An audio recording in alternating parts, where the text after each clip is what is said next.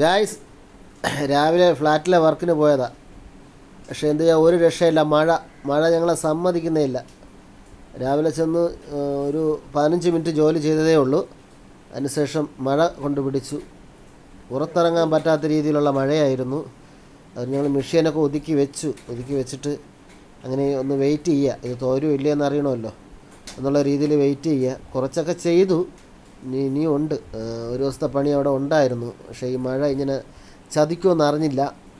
അങ്ങനെ കുറച്ച് നേരം കൂടെ വെയിറ്റ് ചെയ്യാമെന്നുള്ള കണക്കിൽ അങ്ങനെ വെയിറ്റ് ചെയ്യാണ്. ഉണ്ടോ, നിങ്ങൾക്ക് അറിയാൻ പറ്റും, ആ കുത്തൊലിപ്പും ഉണ്ടോ റോഡിൽ കൂടെ.